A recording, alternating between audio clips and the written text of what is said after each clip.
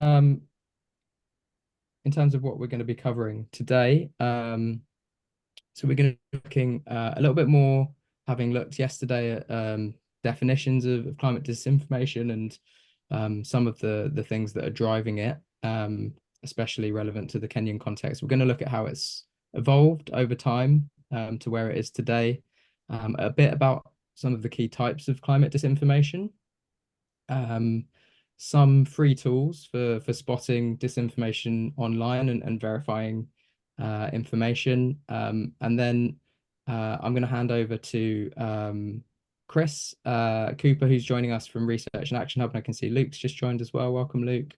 Who are going to be taking us through some really useful frameworks that have been developed, especially to help assess threats from disinformation and respond in the best way possible. So that should be really valuable. So in terms of some of the ways that climate disinformation has changed over time, it's worth sort of remembering that, as the climate crisis has evolved and we've been living with it now for multiple decades, the tactics that the industries and the vested interest groups who are trying to stop climate action use have also changed. So since the 1980s, we've been dealing really with a pretty high scale, multi-decade, multi-billion dollar disinformation, propaganda and lobbying campaign to delay climate action. And it's been the explicit intention throughout to confuse the public and policymakers about both the climate crisis, but also its solutions, and to allow the industry to keep operating a business as usual model and stop anything that gets in the way of profits. So ads have been used throughout this as a way to sow that doubt and convince the public that the climate crisis is not real or not human made, not serious, not solvable. And we're still living with the consequences of that today. So the industry has misled the public about climate change and continues to lie about it today. But the methods, as I say, have changed a little bit. So we're going to look a little bit at some of the ads that have been used over the years, just to get a flavour of how it's changed. And so the first one is this one from 1962. So this is a company that is now known as ExxonMobil, that I'm sure you've all heard of. At the time was known as Humble Oil. And at this point, despite oil bosses having been warned that burning fossil fuels could lead to global heating enough to melt ice caps and submerge New York, 3 years earlier, they were still publishing adverts like this, which were outright boasting about melting glaciers. So that's where it began. Since then, jumping forwards to 1991, this was one from a front group of coal and utility companies, again in the US. These are pretty much all in the US, that announced that evidence was weak and non-existent and that it was open for debate. So this debate rather. So this is kind of the beginning of attempts to create confusion and the impression that consensus wasn't settled around the science. And again, yeah, Mobil and ExxonMobil, they ran one of the most comprehensive climate denial campaigns of all time. So starting in the 80s, through the 90s and all the way into the 2000s, we saw a lot of adverts like these ones, really big, high profile editorials in major newspapers like the New York Times, to influence public and elite opinion in America primarily. And leaked memos from the time show that the companies knew that the science was settled, but that quote, victory would be achieved when average citizens and the media understood the uncertainties in climate science. And it's fair to say that they were quite successful in that effort. This one is more of the kind of economic scaremongering that we still see so much of today. So this is another lobby group, Global Climate Coalition, who were talking about the economic risks of taking climate action. This one was so successful that it was attributed as one of the big reasons that the US rejected the Kyoto climate negotiations at the time. And yeah, something that we definitely still see a lot of. Um, this one here was also very successful piece of strategic communications from BP. So this idea of a carbon footprint that really was introduced by primarily by this advertising campaign, um, and spoke about lifestyle choices, individual change, and really intentionally shifted the focus and responsibility from companies and governments to individuals, um, which again has been a very effective way to delay action.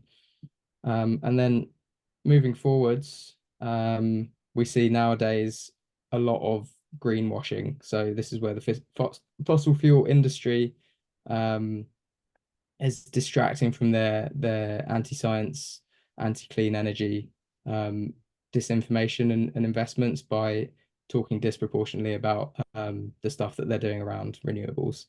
Um, so yeah, whereas renewable energy will make up a pretty small proportion of the vast majority of fossil fuel companies' activities. When you look at the proportion of their advertising and communications that it makes up, it's the majority. So yeah, it gives a very misleading impression to the public. Um, um, and so, as we can see, to begin with, the main tools that fossil fuel companies were using to spread disinformation was more often than not to simply deny and discredit any science that showed that climate change was being driven by fossil fuel emissions. And while we do still see some of that, primarily more from sort of fringe voices on social media, and sadly, it is making a bit of a comeback in this disinformation boom that we're kind of living through at the moment. It has become less common, and outright denial has been replaced in many cases by um, the acceptance that the climate is changing. Most people understand that, but the claims these days are more often that it's not caused by human activity. Um, or sorry, rather, there's an acceptance that it may be caused by human activity, but it's moved on to the strategy of delaying and creating doubt rather than outright denial. And there's a guy called excuse me, Ben Nimmo, who was a sort of a pioneer of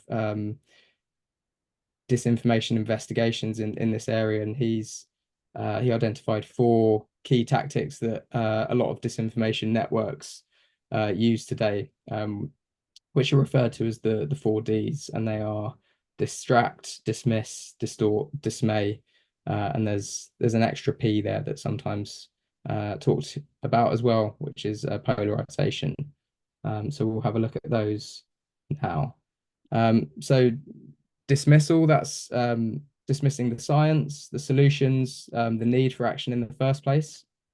This is by far the most common technique that we see, where an actor will say, "Don't listen to whoever because," and then throw out an insult about the source, and it's an attempt to silence the person by insulting them and sowing distrust in their credibility. Um, distortion.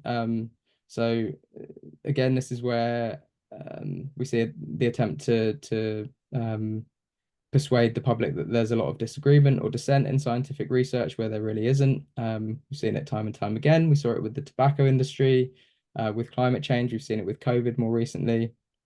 And there are all kinds of tactics that are used as part of that. And as we know, the problem is that repetition works. And so when people hear and see something often, they tend to believe it. And even sort of myth busting can be challenging, but not impossible in those circumstances. Distraction. So as in the BP carbon footprint example, that's distracting people from focusing on systemic solutions. And other examples of distraction can be sort of accusing climate activists of hypocrisy or double standards. Um, for example, claims about the energy that climate activists use to partake in different activities is a useful distraction technique a lot of the time for those groups who want to delay climate action. Dismay, so this is kind of doomism that we touched on yesterday. So really scaring people away from demanding action, helping, I mean, giving them the impression that their efforts are futile, that there's no hope, that we've already lost the battle, and that we should move on and do something different or focus on the economic side of things rather than trying to fix the problem. And then polarization, finally. So this is where bad actors attempt to divide and conquer audiences. So we see this very often. It's very prevalent on Facebook with the algorithms that routinely promote polarizing content. There are countless examples. The one that sprung to my mind was recently in the UK, where we had um, anti-immigration protests and unrest in the wake of the tragic killing of children at a dance class that was very much amplified and enabled by disinformation that spread on social media platforms. Um, so in addition to these 4Ds and 1P, we do also see some other types of climate disinformation, which it's worth touching on briefly. So cherry picking, that's where data or information is selectively presented to support a particular viewpoint. So for example, we see this all the time where a particular weather event or cold winter, for example, is highlighted to claim that global warming isn't happening. False balance or false equivalence, so where the illusion of equal weight between opposing views on climate change is created, even though the consensus scientifically is overwhelmingly in favor of climate change being real and human driven. So we don't see this as much anymore, but for example, giving equal airtime on media outlets to climate scientists and climate deniers, that does still happen. But yeah, that's a trap that sometimes the media falls into. Omission, so that's where crucial information is deliberately left out. For example, the links between extreme weather events and climate change, when we see reporting on extreme weather, that is often missing. Welcome to those of you who are just joining us. Ad hominem attacks, we touched on this in the last slide as well, but that's where attacks on character or motive of climate scientists are used to distract rather than engage with the sort of substance of the issue. Or, for example, claims that climate scientists are promoting climate change to secure research funding is a useful tactic often. And then finally, false experts. So we see a lot of these guys being wheeled out to sow doubt. They often lack genuine expertise in climate science, but they're presented as credible authorities. So a fossil fuel company might fund a think tank, for example, that publishes reports questioning the scientific consensus on climate change. So there's a lot of different tactics that are used and that we see. They can be used individually or in combination to create quite a complex and confusing landscape of mis and disinformation. So it's really helpful to be aware of these different tactics to be able to kind of critically evaluate information and make informed decisions yourself about what you're reading. So I'll move on to a little bit about just some quite accessible, easy to use, and primarily free tools to actually identify and verify suspected disinformation when we find it. And I know Chris and Luke are going to cover this a little bit as well. But these are just a couple of tools that we've come across. So I've split them into verifying written and visual information. So for written information, you've got obviously things like search engines. If you're not sure if something's authentic, you can simply put quotation marks around a particular quote, do a search for it, find out where else it's been used, and that's a very quick and easy way to help see if it's been plagiarized, if it's been recontextualized, shared from somewhere else, or simply invented.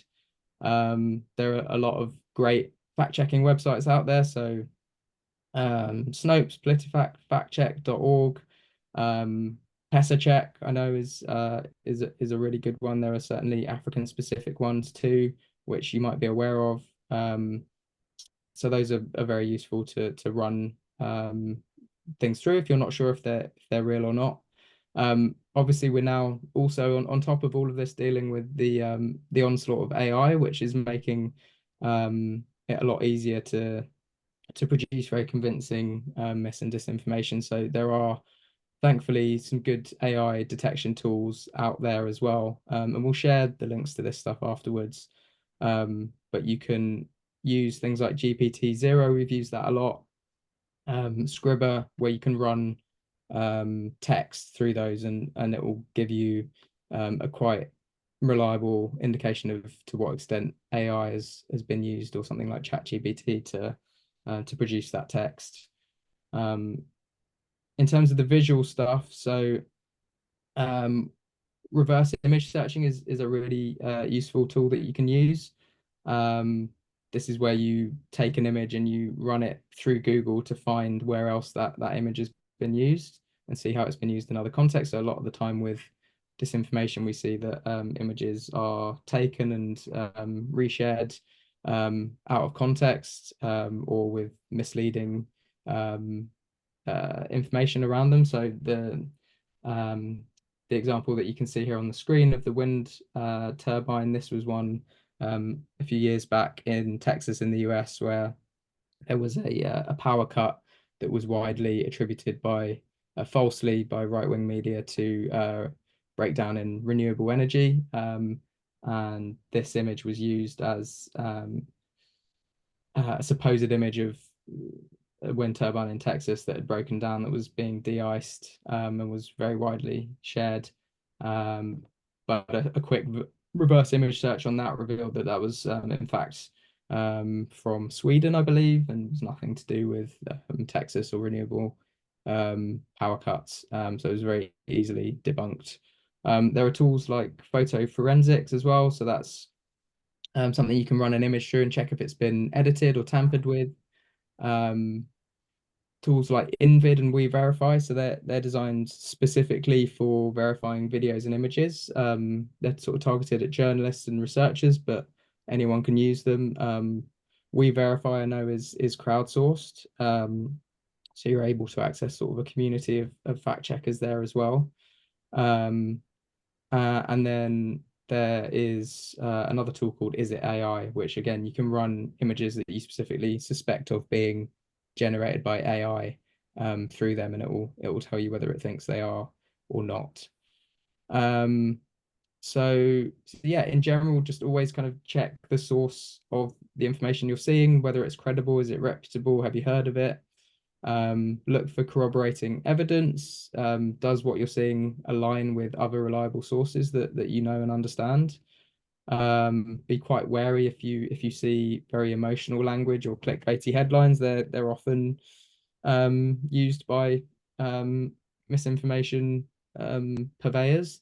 And always check the date on stuff as well. Is it relevant and up to date? And then finally, this is another tool that we've used in the past. It's called the Wayback Machine.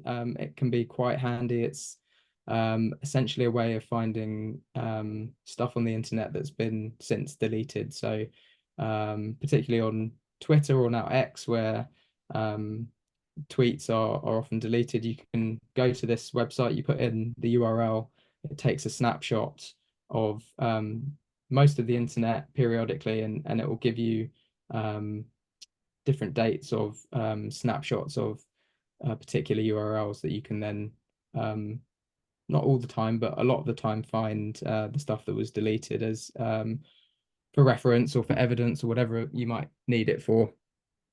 So yeah, that's another one that we'd recommend. So that's it from me for now. As I said, we're going to share the slides and the recording of this afterwards, so you'll have those tools linked to. But I'm going to hand over to Chris now, who's going to take us into the next section of the workshop. Awesome. Thanks so much, Max. And hi everyone. Good to be with you. It's a joy to be connecting back with Kenyan brothers and sisters. I used to live in Nairobi for a while, about 10 years ago now. So yeah, fell in love with your country then, and I've been back a couple of times since. But really nice to be with you. So as Max laid out, I'm just going to share my screen. We're going to be talking through some of our work on identifying and responding to disinformation threats. A quick bit of background is that I am a co-founder along with Luke and our colleague Elena Yiching Ho of the Research and Action Hub. And the hub is really the culmination of work that we've been doing together for a few years around how to better monitor, track, identify, and respond to mis and disinformation threats. And we've done this work across lots of different issue areas, but climate is the focus of the Research and Action Hub. And I'll just quickly pass over to Luke to do an introduction of himself. Hey everybody, lovely to meet you. Yeah, I'm Luke. I'm joining from Wongaland in Sydney in Australia. Far away, but yeah, it's a real pleasure to be joining you. And yeah, as Chris said, I'm a co-founder of the Research and Action Hub, which is very much designed to be set up in different parts of the world and support local people with the challenge of really making sense of disinformation around climate change, but potentially other issues as well. Because yeah, we all see this stuff all the time, whether it's on WhatsApp or around the family or in the community or in the media in different ways, and it can be we found in our work and with our partners that it can be a big challenge to really make sense of it and decide what's important to respond to, what's not important to respond to, and what are the range of things that we might possibly do in response to the threats we see. So that's the kind of very focus of our work, and yeah, I think we're going to be taking you through some of the basics of that today. So yeah, it's a real pleasure to be here. Yeah, and sort of as Luke was saying, like we're very conscious of being a couple of Wazungu fellas who are here to tell you about disinformation in Kenya. And so really our work is like providing these tools and frameworks to be able to be used by people on the ground doing the work. And so with that said, we'll jump in. So we're going to spend an hour talking through really two main parts: assessing threats and how we do that, and responding to threats. And we'll have a small breakout in the middle to kind of just break it up, which we hope we can sort of talk through in small groups, maybe two groups.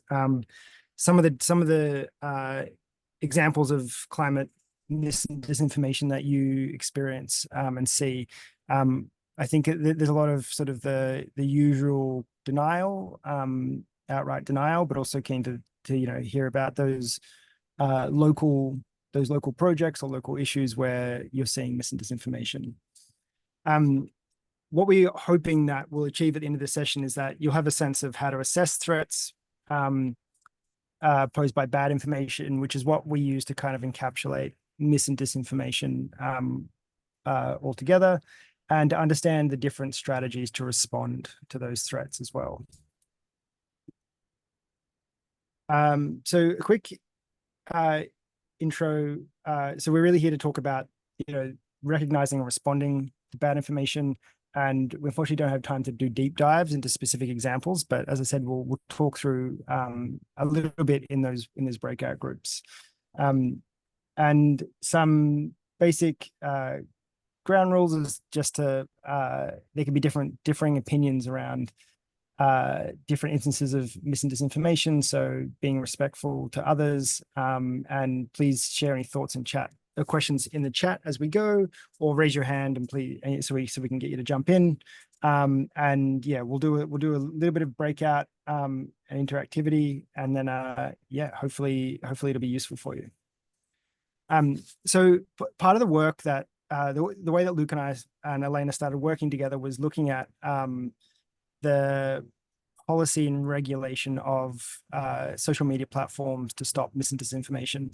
And what we found through doing this work was that a focus only on social media was never quite sufficient to sort of talk about the problem as a whole. And yeah, as we all get our information from different sources, including news media, but as well as like trusted institutions, whether it's a UN agency or government agency or academic institutions, we found that using a information ecosystem sort of lens to think about these problems has been really useful for us. And that's really because we see the problem as certainly driven by the fossil fuel lobby and industry, but also news media plays a huge role in many of the ways that Max had laid out in, in different ways, including presenting this sort of false equivalence between like there being a debate about the science still. And then, we're also seeing that trust in institutions is falling away in like all over the world as well. And so so our approach to this is really to think about all of the parts of an information ecosystem that makes up our societies and how we inform ourselves and how we communicate. And so our work kind of is more broad than just social media in that respect. The sort of high level process that we use to address disinformation is identifying threats, assessing them, designing responses, and then implementing those responses. And so today we're just going to be talking about these two middle ones, which is threat assessment and designing effective responses. So assessing threats. First of all, like, what do we mean by threats? And this is a term that encapsulates different types of threats, which can be a specific post or specific pieces of media that are circulating online. It can be a particular narrative that is showing up in lots of different ways. That might be, that wind turbines kill birds, or it might be that like broader sort of denial claims, but the narrative itself that can take many forms. But threats can also be actors. So those individuals, companies, lobby groups, government agencies, even who can influence the public narratives and the debates and pose a threat in their own right. So when we talk about threats, it can really be any one of these things. We're not just talking about one particular type of threat. The reason why it's important to assess threats is that doing that assessment is, first of all, a means to kind of pause in our reaction and response to the threat itself. And that helps us to understand the nature of them before we move into taking action. And that means by taking that time to understand and assess the kind of threat, the motive behind it, and the actors behind it, perhaps helps to prioritize and think about what is the most effective response. And I think for all of our, all climate organizations have limited resources, both in terms of funding as well as capacity. And it seems like all of us are working longer weeks than most because the cause matters. And so it's really important in helping to prioritize where you should be directing those limited resources. So it's really useful in its in not only better responses, but also just taking the time to stop and really something we've seen a lot of in our work is the tendency to sort of respond directly. And that can often throw fuel on the fire. It can sort of amplify the threat further. And so the way that we think about a potential threat is through two factors. One is its reach and one is its impact. And by reach, we're really thinking about like who are the specific communities or audiences that are currently exposed.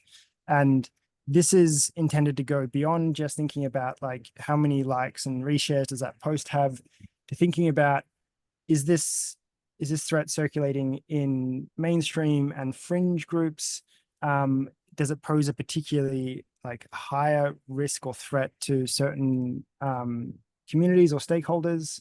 How quickly is it moving? Has this gone from brand new to suddenly being everywhere very quickly? Or is this like a slow burn kind of narrative that's been building over time? Who are the actors and the individuals who are not only like creating it and propagating it, but also confirming it, sharing it, backing it in? One of the first disinformation projects I ever worked on was doing analysis in Myanmar around the hate speech targeted at Rohingya.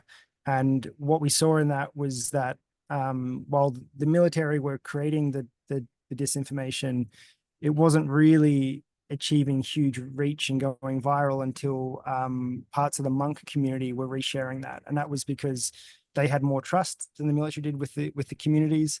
And so we're trying to assess like those sorts of dynamics in thinking about what is the reach of this content so far.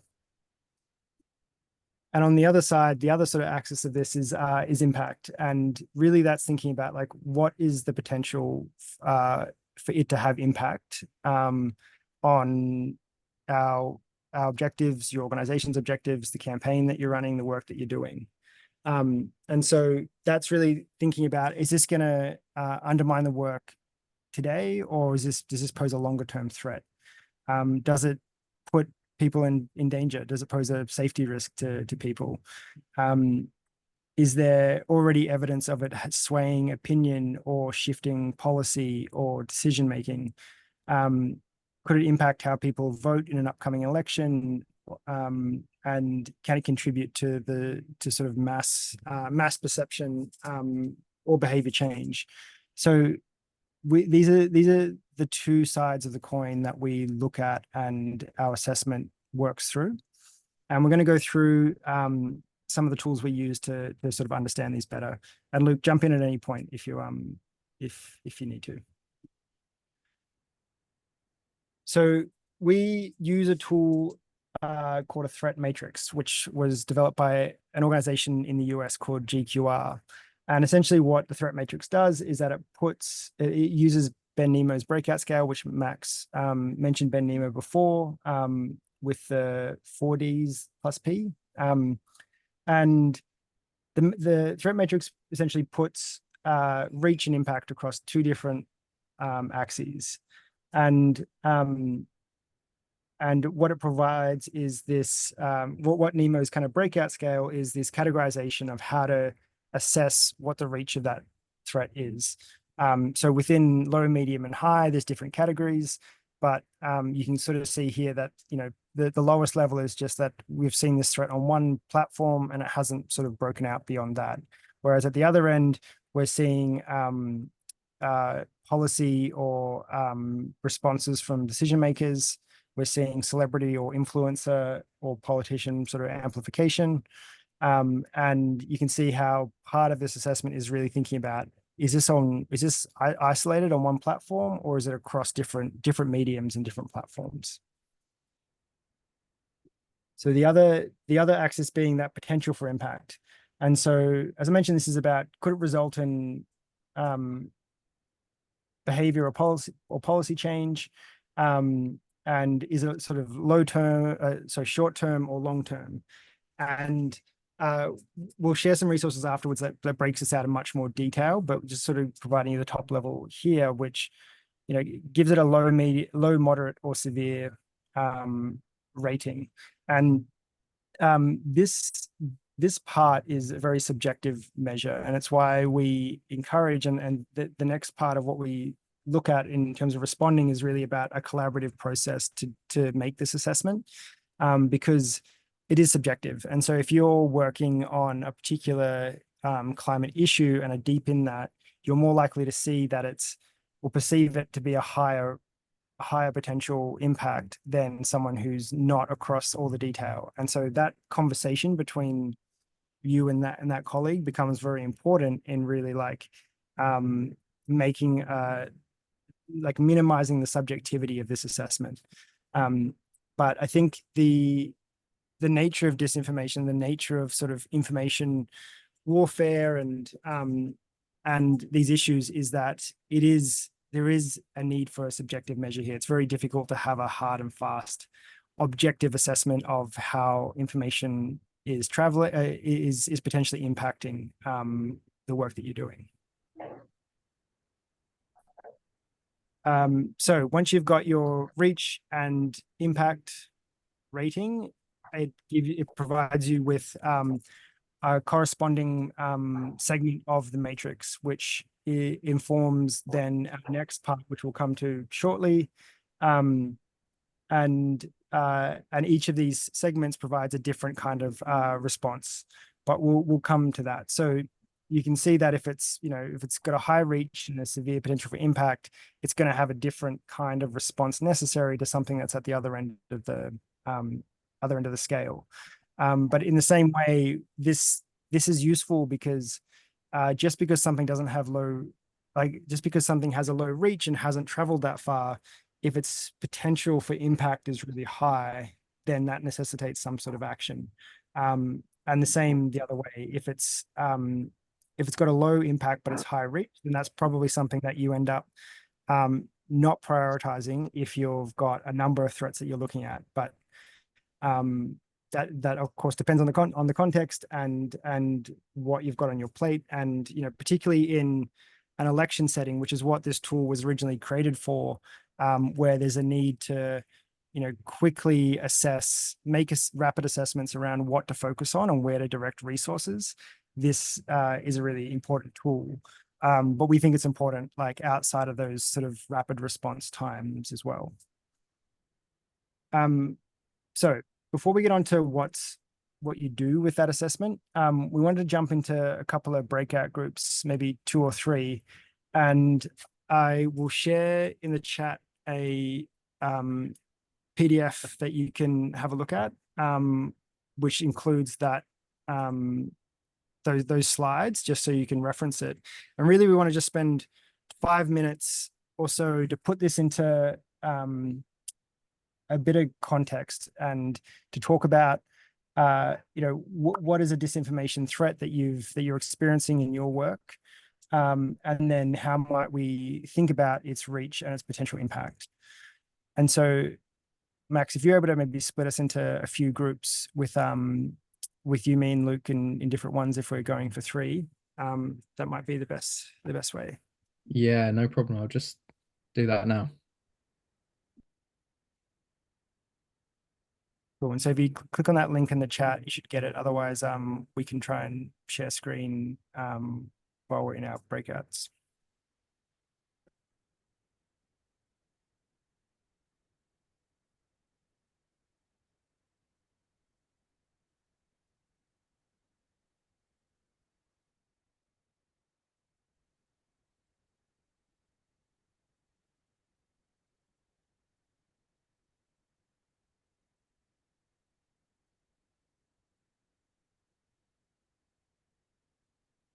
Okay, cool. So I'm opening the breakout rooms now, so you should receive an invitation to join. So just accept that, and then you'll be moved to the breakout room shortly.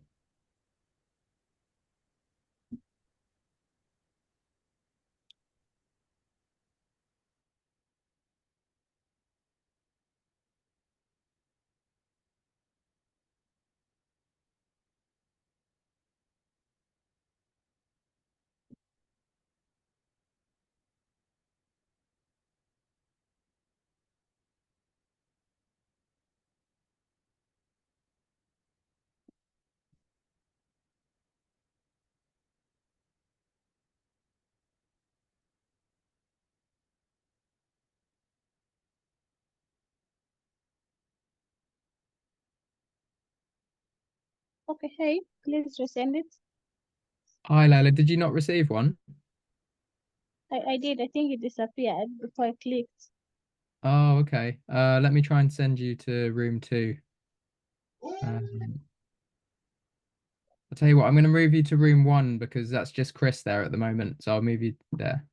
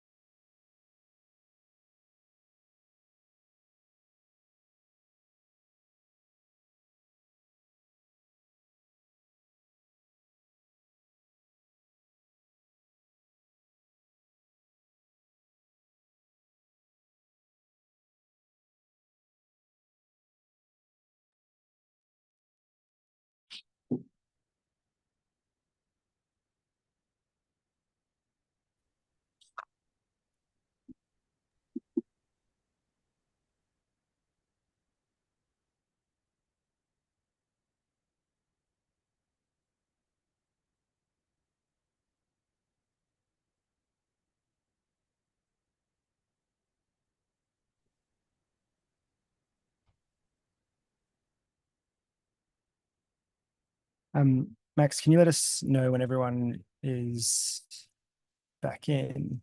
Yeah, I think some people may not have clicked They might not be. 20 Yeah. seconds, and then everyone should be back. Cool. I'll let you know.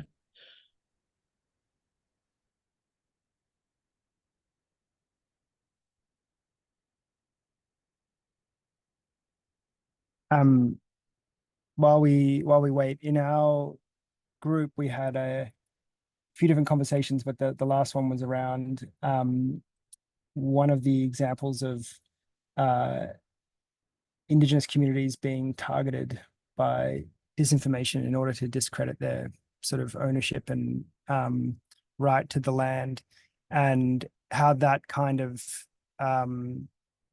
example is exactly the kind of dynamic that would push up the assessment of the potential impact, because it raises the urgency and the prioritization of taking action, because there's physical danger posed to people. And yeah, was there, Luke, anything to share back from your group? Levine had a good example in our group about a case where the media was taking some good initiatives that some local leaders were talking about out of context and kind of attacking them through the media. And then that was spreading into comment sections and really, getting quickly polarized and really trying to destroy the reputation of some good leaders. And we sort of talked about how using that matrix and the reach scale, we would really want to think about, well, which are the specific publications? Are they ones that are only read by very small specific communities, or are they ones that are very broad and mainstream, or are they multiple publications? And that might help us understand, is this low reach now, or is it really high reach? And we also talked about the impact is, those leaders, if they get discredited, does that mean that they can't progress with their good policies, or does it make it much? Does it mean they might lose the election, or things like that are really serious, severe impacts that could be a consequence of that threat? But that, yeah, we had a kind of good discussion about it. Awesome. That's great.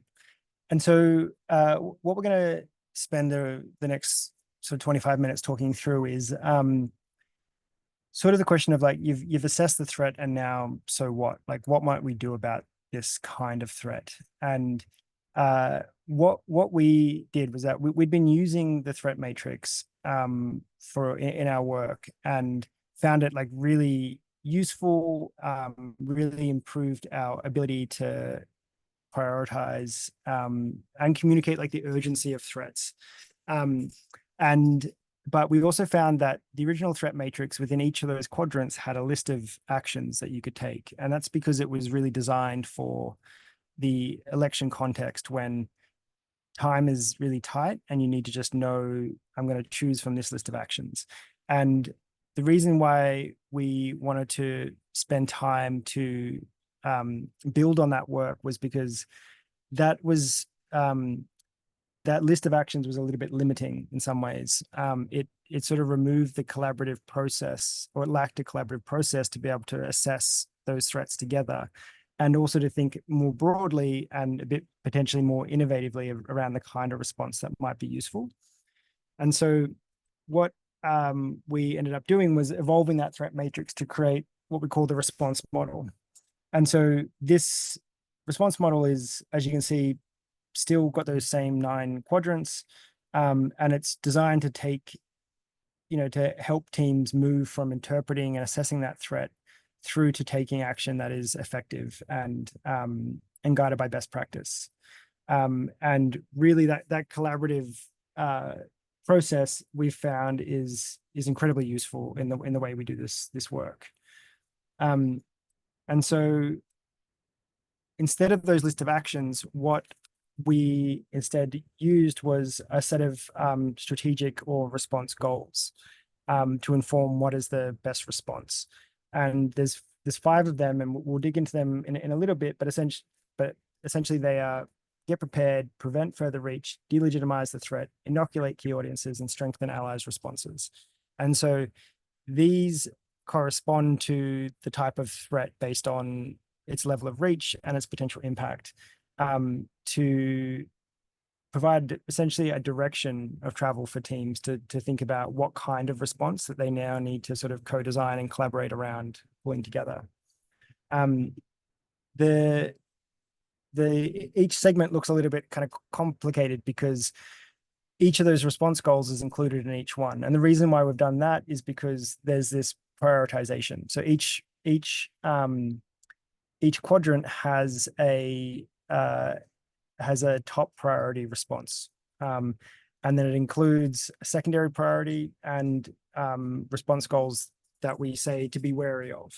And the reason why it does this at the expense of complicating it a little bit is because not all teams are the same, not all organizations are the same, and not all threats are the same. And so if two different organizations were using the response model but had a different set of skill sets and capabilities, like one might have a really strong kind of campaigning capability, and another one might not be campaigners. They might be more focused on like media strategy, or others might be more network builders and movement builders. And so it might be that looking at that top priority, it might not quite fit right with the type of threat or the kind of organization and team that you're working within. And so we found it's really important to provide a direction with a top priority, but to have a little bit of flexibility to adapt for not only the fact that disinformation threats are constantly evolving, and so any model that is made is going to need to be adaptable, but also that it's intended for use across a really wide range of teams and organizations. And so this is the response model in full, and we'll share this afterwards, but you can see that that across the top there's the reach, high, medium, and low, and there's potential for impact across the left-hand side. And one way to look at this with that prioritization is that you could just look at the top priority of each quadrant, but we find that that's where you really want to start. But then because you're doing this collaboratively, it allows you to have a conversation about whether that's the right fit, whether that's likely to have the impact that it's intended, or whether you need to look at something else. And so before I jump into each of those kind of response goals and talk about it, what we've found with this response model, both through our work and that of our partners, is that it helps to provide that common language so that you can have a conversation within a team around threats and what they mean. It serves as a launch pad for you to start thinking about what kind of interventions are the right direction and where you need to sort of like plan from. This whole process sort of counters that instinct to react, as I mentioned before, which is really about stopping and thinking about what is actually the best response to this. Because what I really want to do is just jump in the comment section and tell this guy that he doesn't know what he's talking about, but that's likely to not be very effective. It's really the tool that helps connect research being done into disinformation and climate narratives, and bridges it into action. So it's the tool that helps get from research to action, and it's been really useful in helping to like prioritize how to use limited resources, because you can identify what's the best fit for your organization and what's the highest priority. So as we go to step into like the different response objectives, the kind of key principles for responding to any online threat, which I think you've probably been through a version of these either yesterday, but one is to not feed the algorithms, and that's like duking it out in the comment section rarely is a very difficult place to win a debate, but also if it's the comment section on a post, all you're doing is telling the algorithm that this is engaging and interesting, and it's likely to then amplify the threat in itself. So instead of sort of feeding the algorithms, building strong counter narratives is key, and that really needs to be informed by finding that common ground with the audiences that are being targeted, because often we see disinformation might appear to be about wind turbines or a coal-fired power station or something like that, but actually for a lot of people it's often about something a little bit beneath that, whether it's cost of living or the safety of their family or a number of things. And that's the common ground that you're really trying to look for to engage with people you're trying to connect with. Using trusted voices and messages is really key. One of the biggest challenges for the climate movement is that we are very good at speaking to the people who are our base, the people who believe that climate change is real and is caused by people. And often the kind of audiences that we need to engage and to communicate with and to persuade aren't climate activists, aren't people who have the same beliefs. And so finding and working with people who are trusted by those audiences is really key to delivering like effective counter messaging. And throughout all of this work, if you're doing monitoring of the narratives, it's always to know that it will continue to evolve and change and may escalate. So keeping an eye on how it's changing is really important for how it informs your response. Okay, so we've been through, just to kind of recap, we've been through that stage one of using the threat matrix to determine the category of the risk. And now we're kind of moving on to stage two, which is using the response goals to design the kind of response and approach to countering it. So the five, these are the five response goals. And so each is tailored to a particular kind of impact and reach of a threat. And what we'll do, we'll just go through each one to kind of talk through what each of them mean. So the first one is get prepared.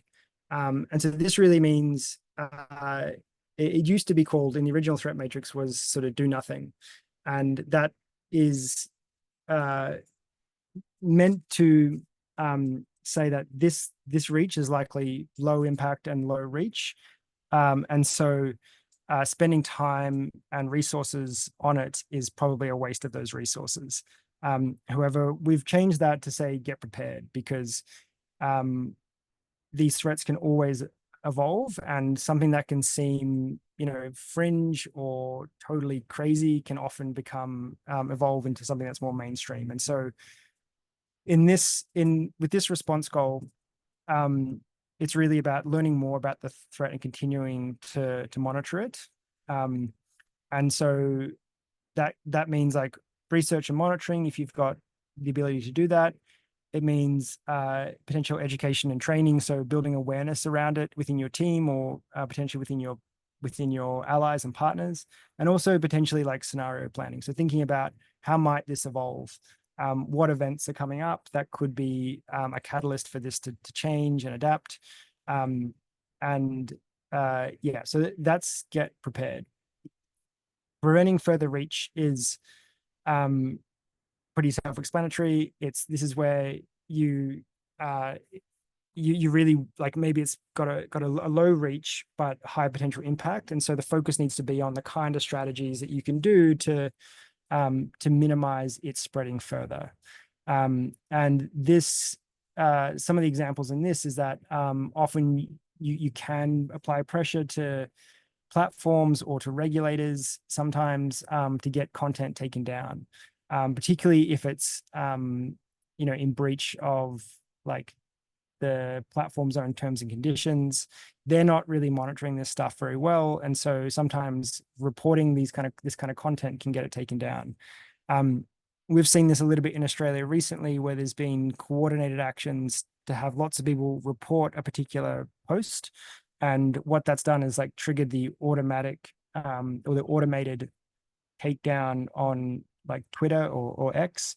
And that can be an effective tactic, particularly in the run up to like a key moment like an election. I just add as well, just to prevent further reach, I think it's very interesting to think about it in relation to the media, like Levine's example. So if like one small publication started, taking something out of context and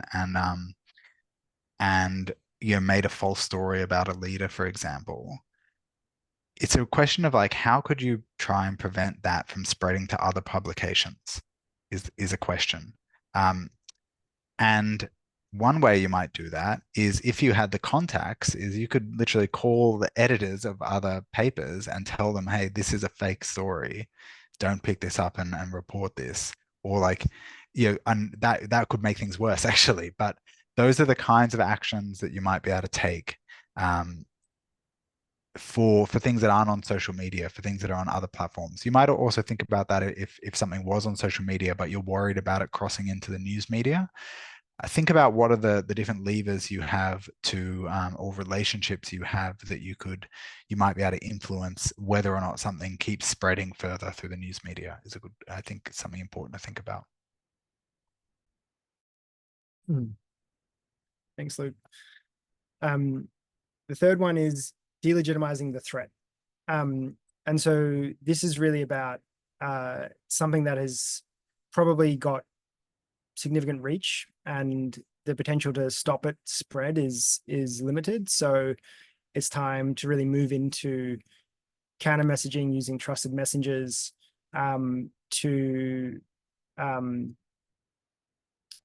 highlight to develop those counter messages, and that can be messaging that counters the narrative of the threat itself, but can also be to delegitimize the people behind it or the source behind it. Often we see that people will believe something, but people don't like to feel like they've been manipulated. And so when you can show them that that story is coming from the fossil fuel industry who want to, persuade you to do X, that can be an effective way of delegitimizing the actor itself. And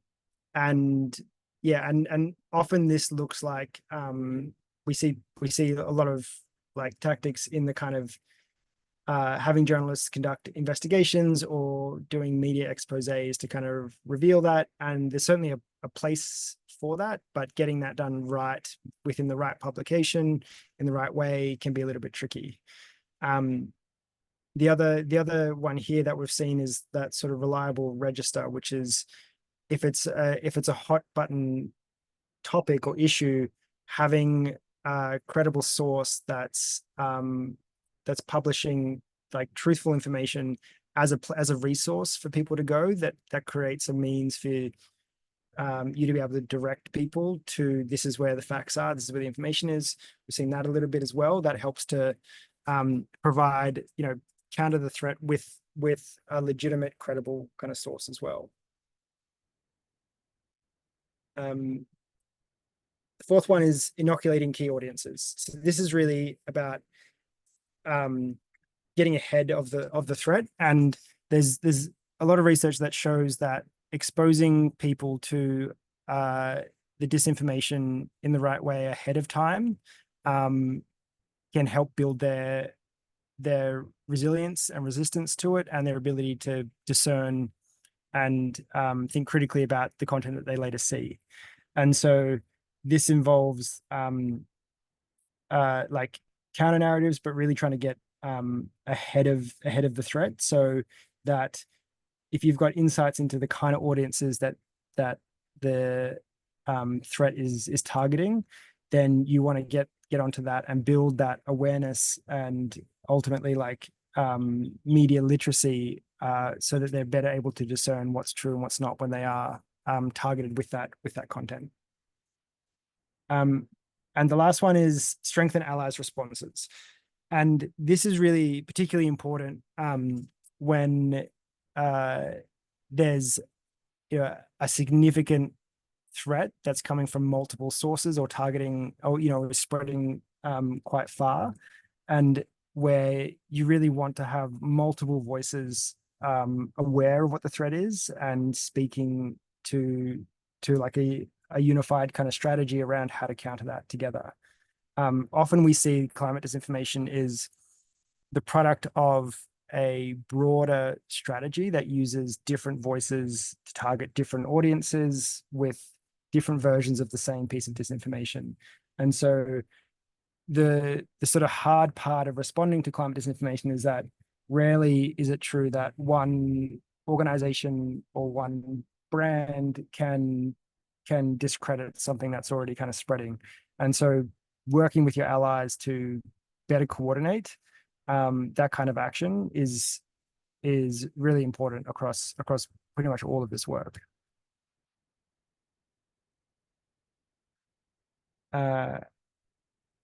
So some kind of just key tips to kind of like rehash the approach to using the response model. If after this and once the materials are shared, if it's something that you want to sort of go ahead and start to use, is that it's designed to be for everyone to use, not just disinformation experts. I'm never quite sure what makes a disinformation expert sometimes, but we've found that this being designed for collaboration is really key, because in teams that are working on this area, often it's the intern or the junior member of the team who has the best insights into how TikTok works or how a particular audience might engage. And so our kind of philosophy is that like expertise exists at all levels of a team in different forms. And so this is meant to be used by like teams of good strong diversity. Really key to like acknowledge that subjectivity and how you're assessing the threats too. Like you're very close to the issue, the cause, the communities that are being impacted, and that is one of your greatest strengths, but can also be a weakness in assessing this effectively. And so, the first step to countering that is just to acknowledge where that subjectivity sits with you. It's the response model really is a guide, not a solution. It's why, even though we provide sort of suggested or potential responses, it's meant to provide that direction of travel for how you respond. And we don't suppose to understand deeply how the Kenyan information ecosystem is set up, nor how the cultural dynamics in different countries can shape the way that narratives evolve or get traction. And so it's a guide. Hopefully it's a useful guide, but it's not meant to provide you like the specific one single thing that you can do. And also it's adjustable and extensible. And by that we mean that every project we do with the response model, just about, we have iterated it somehow and improved on it. Sometimes that's to the model itself. Sometimes it's making adaptations to it to better suit the organization or the team that we're working with. It is meant to be picked up and taken just as we have built on the work of others. It should be built on and adapted to best serve the work that you do. We're pretty much almost at time, but I thought we'd just open up to questions if you've got any, or suggestions, or thinking about how you might be applying some of these models or frameworks in your work. Just open it up to the floor.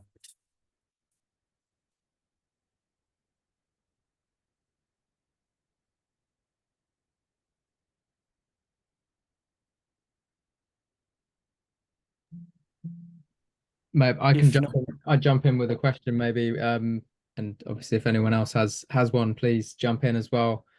But yeah, I was wondering, maybe you could talk to a couple of examples of inoculation of things that might be effective when trying to do that. So, because I think sometimes it's a little bit difficult to kind of conceptualize what that looks like if you haven't seen it before? Maybe I can jump in. That's a really good question. And I was thinking again, just because it was the conversation I was part of about Levine's example, about, again, there was about some news publications were taking what a leader was saying out of context and using it to attack them. So how inoculation works is in two major steps. So if you're going to attempt to do inoculation, you can do it just in conversation with somebody, but you can also do it through social media or the media or things like that. And the two steps are, one, you, like a vaccine, you give people a small controlled taste of the threat that you're talking about. So in this case, it's this attack on these leaders, and then you give them you explain to them that it's false, and you give them a really strong counter explanation. So in this example, say Levine, you were really concerned because you'd seen these this attack in this publication, and the community that reads that publication, they're very important for the election of that leader or for supporting their policies or something like that. So what you might do is, as soon as you saw that go out, if you said, okay, this is a threat, it's low reach right now, but it's spreading, you might then try and go to that community, either yourself, or maybe there's actually someone better positioned. So what Chris was saying about a trusted messenger, or who is actually trusted by that community, that person to get ahead of the spread of that threat and go to those people and say, hey, you're going to see some attacks on this politician in the media. You're going to see him saying these things, but those things that she said, that's actually false. It was taken out of context. Here's what she actually said, and you could then give the real message and show how it was false, and then you give the strong counter message, which is, the reason why this publication is attacking them is because they actually have very good policies on this issue, or or because they're just interested in people buying their paper. They're not really interested in the issues that impact your life, which are what we're really talking about here. So you try and bring it back to that common ground, and things that people really care about. But yeah, to reiterate, inoculation has those two phases. One, it's this controlled example of the threat. So you tell people you're going to see this thing. And then two is, here's the real thing that we need to be thinking about, the kind of strong counter. That's an example. And to give another example of a campaign that we were part of, in Australia, there was a kind of fossil fuel lobby group was getting organized to do a big online, we saw them testing out, experimenting with a big online advertising campaign targeting conservative voters around, and they were trying to get people to believe that investment in renewable energy was the major cause that that their bills and their cost of their lives was increasing, which is not the case in Australia. And so we saw them testing it, and it was really small at that stage, but we thought it was something that they might invest a lot of money in and try and get out to a lot of people. And their hope was to try and get the Conservative political party in Australia to take on a more outright climate denial position. And so that's the impact, which was quite a severe impact in potential impact in Australia, because the Conservatives are very powerful. And so we did we're part of a campaign responding that specifically targeted conservative voters with messaging saying, fringe voices are trying to trick you and make you think that that renewables are expensive, but actually they're the cheapest way to power your home, or they're the cheapest form of energy available, and then providing more good information. yeah, and then what's important about that campaign was it was advertising in conservative publications and targeted at the exact same kinds of people who we were concerned were going to see the opposition's messaging or kind of be exposed to that threat. So inoculation is all about trying to get ahead of something and warn people. But interestingly, it's sort of a psychological practice that has been there's been lots of experiments run on it from the back to the 1980s, and it can be a really effective way to to really limit the impact of these kinds of threats.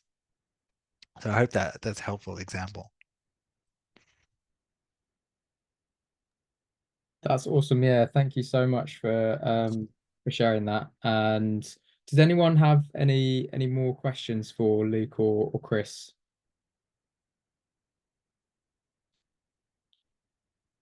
If not, as Chris said in the chat, they and I would be more than happy to answer any questions. I can see Victor, you've got a question. Go ahead.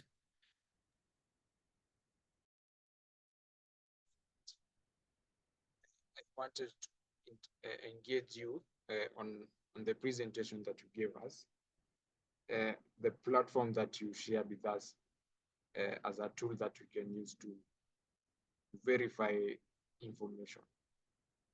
I understand that it's a platform that was built by other people.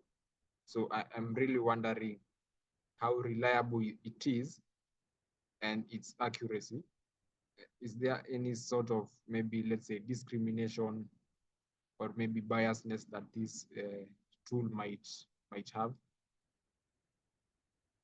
Thank you. And thanks, Victor. And are you referring to a kind of platform that Max shared, I think, of like a fact-checking platform?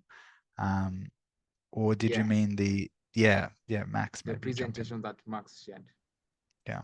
Yeah, I think maybe you're referring to We Verify and Invid. So those they're sort of crowdsourced tools that are, yeah, as I said, often used by journalists and researchers.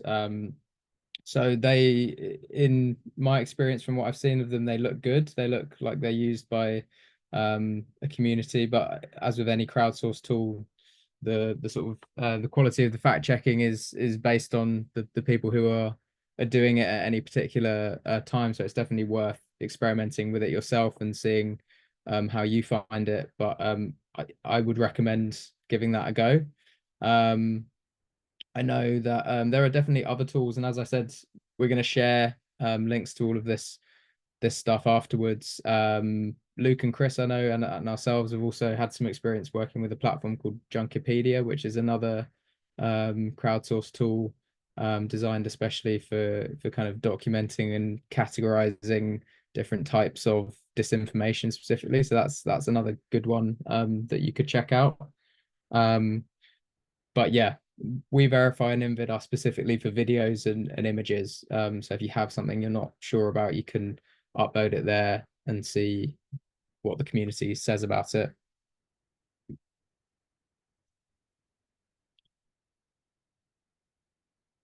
See, Stephen says, cool. Thanks, Stephen, for the message. That's great. Thank you so much for joining. And yeah, Luke's just posted the link to Junkipedia in the chat as well, and we'll share that again afterwards. Were there any more questions? I know we're just slightly over time, but I'm sure we can answer another question if anyone does have one or any comments as well. I'd just add as well to what Chris said in the chat that, our organization, Research and Action Hub, we work with, set up and work with local partners in different parts of the world on these specific tools. So both like monitoring tools like Max mentioned and Junkipedia, and also this kind of response model and other parts of this. So if you're interested in that, yeah, we'd really love to talk to you. So please email us at that email address that Chris shared. Would be Pardon, great. kindly pardon. Go ahead, Layla. Pardon. No, like you should repeat whatever I was saying. I didn't hear it clearly. Oh, sorry, I was just I was saying if you'd like to learn more about these tools or even work with us or get more direct support, you can email us at the email address that Chris shared in the chat, which is hello@research-action.org. But I'll put it in the chat again as well. I hope that was clearer.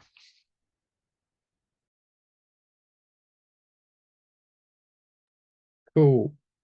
Thanks so much, guys. So if there are no other questions, I just want to thank again Chris and Luke. Thank you so much for joining us and sharing the presentation about the network and about the framework. It is a really flexible, useful framework that you can use, and yeah, as the guys said, they'd be more than happy to kind of give you more information or support with using it if you do want to dive into it and see how you can apply it to your work. Likewise, if you've got any other questions about the stuff that I presented on either today or yesterday or any of the other partners, just get in touch. And yeah, thank you again to Boniface and Brian from Web Action Post and CISA Foundation for helping to coordinate these sessions over the last 2 days and bringing us all together. It's been awesome to be with you and to hear some of your perspective as well on the issues, and hopefully you found it useful. So with that, we'll say goodbye, and I'll be in touch with the recordings and with the links to the slides and the information. But have a great day, and thanks again, everybody. Thanks, Max. Thanks, everyone. Thanks, Take care. Max. Everyone. Yeah. Thanks, guys. Thanks.